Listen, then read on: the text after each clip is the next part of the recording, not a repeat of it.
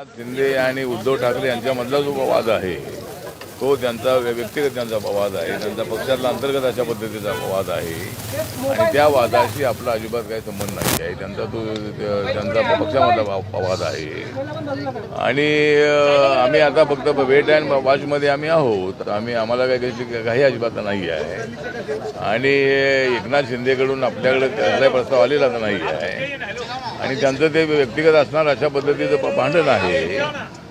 परंतु हे जे सरकार आहे हे सरकार मात्र अल्पमतामध्ये आहे. माझं मत, माझी भूमिका अशी आहे की हे सरकार अल्पमतामध्ये असल्यामुळं या सरकारला सत्तेवर राहण्याचा अधिकार नाही आहे. कारण 37 जे विधानसभेचे आमदार आहेत ते एकनाथ शिंदेच्या सोबत आहेत आणि त्यामुळं मोठा गट जो आहे तो एकनाथ शिंदेच्या सोबत असल्यामुळं या ठिकाणी माननीय उद्धव ठाकरे आणि माननीय शरद पवार किंवा इतर अजित पवार यांनी आमच्याकडे मेजॉरिटी आहे अशा पद्धतीची भूमिका मांडणं अत्यंत अयोग्य आहे. ठीक आहे, फ्लोअरवर आपल्याला बहुमत सिद्ध करण्याचा अधिकार आहे, परंतु सध्या एवढे आमदार तुमच्यापासून वेगळेच झालेले असताना जवळजवळ 44-45 आमदार जे आहेत ते तुमच्यापासून वेगळे आहेत.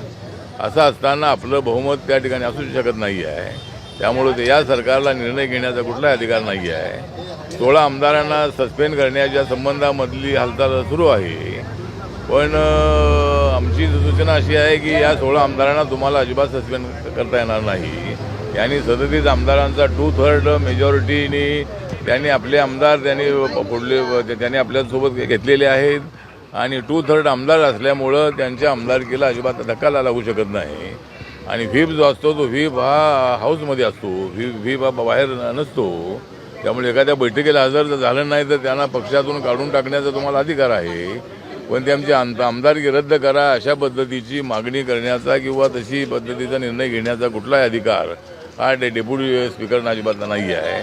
त्यामुळं मला वाटतं की अशा पद्धतीची अन्यायकारक भूमिका अनकॉन्स्टिट्युशनल होता कामा नये आणि एकनाथ शिंदे यांना कायदेशीर अशा पद्धतीचं प्रोटेक्शन मिळालं पाहिजे. जी काही शिवसेनेची गुंडागर्दी तर चाललेली आहे त्या गुंडागर्दीच्या संबंधामध्ये माननीय उद्धव ठाकरे यांनी त्यांना शिवसैनिकांना सांगायला पाहिजे. गुंडागिरी करायची असेल, तोडफाड करायची असेल तर तेच तोडफाड करू शकतात असं अजिबात नाही आहे आणि तोडफाड करायची असेल तर एकनाथ शिंदेंच्या सोबतही अनेक शिवसैनिक आहेत.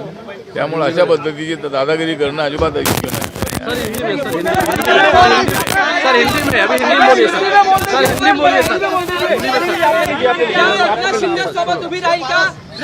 सर हिंदी में बताइए, हिंदी में बताइए सर. तर आता रिपब्लिकन पक्ष जो आहे हा रिपब्लिकन पक्ष हा तसा एकनाथ शिंदे यांच्याबद्दल आम्हाला सहानुभूती आहे. यांनी अशा पद्धतीचा मोठा निर्णय घेतलेला आहे आणि अशा पद्धतीची दादागिरी करण्याचा प्रयत्न होत असेल तर ते योग्य अजिबात नाही आहे.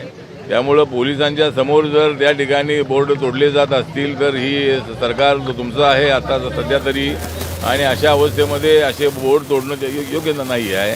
त्यांनी माननीय उद्धव ठाकरे यांनी सगळ्या शिवसैनिकांना आदेश दिले पाहिजेत आणि शांततेनं जे काही असेल तो त्या पद्धतीने पुढं जायला पाहिजे. जर तुम्हाला वाटतंय की ते आमदार इकडे आल्यानंतर आमच्याकडे येतील तर ठीक आहे, जे तुमच्याकडे येतील ते तुमच्याकडे येतीलही, परंतु एकदा ते गेलेले आमदार तुमच्याकडे येतील अशी परिस्थिती अजिबात नाही आहे.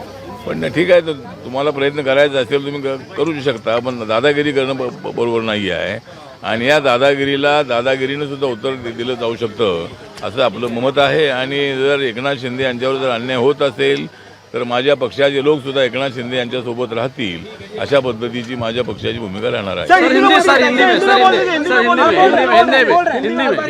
माननीय देवेंद्र फडणवीस जी जो विरोधी पक्ष नेता भी है और माजी मुख्यमंत्री भी है, उनके साथ मैंने बात की है और उन्होंने बताया कि मतलब जो शिवसेना में जो अंतर्गत झगड़ा है उससे हमारा कोई संबंध नहीं है और एकनाथ शिंदे जी और उद्धव ठाकरे के बीच में जो विवाद है वो निपटा है, उससे हमारा कोई संबंध नहीं है और हम वेट एंड वॉच पर हम लोग हैं, हमें कोई घाई नहीं है और सरकार बनाने के संबंध में हमने अभी कोई सोचा नहीं है. जब आगे क्या होता है हम देखते हैं. लेकिन ये जो माननीय शरद पवार जी, माननीय अजित पवार जी, माननीय उद्धव ठाकरे जी, संजय राउत जी जो बोल रहे हैं कि भाई हम मेजॉरिटी दिखाएंगे, तो इतने एमएलए मतलब आपको छोड़ कर चले गए हैं.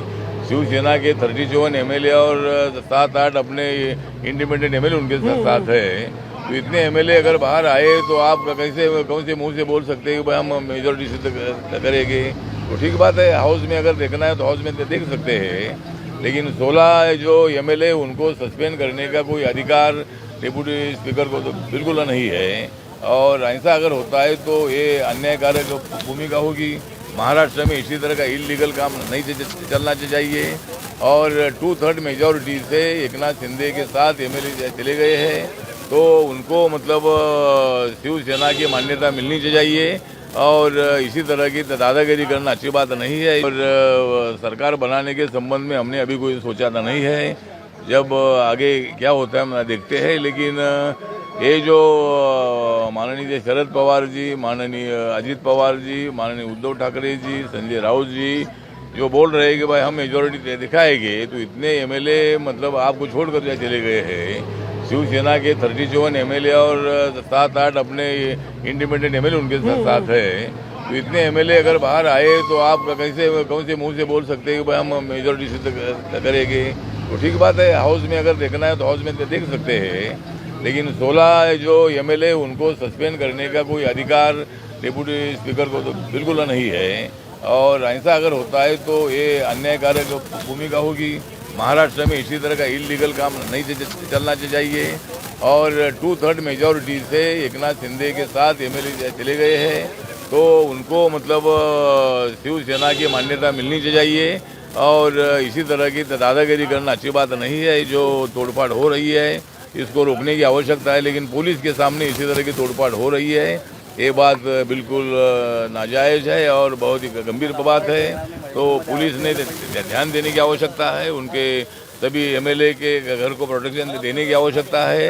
ऐसी दादागिरी बिल्कुल नहीं चलेगी, और दादागिरी अगर करने की कोशिश होगी तो दादागिरी को दादागिरी से उत्तर दिया जा सकता है। मुख्यमंत्री को इस्तीफा देना चाहिए। आपने कहा अल्पमत में है, इलीगल है जो भी चल रहा है, तो क्या मुख्यमंत्री को इस्तीफा देना चाहिए?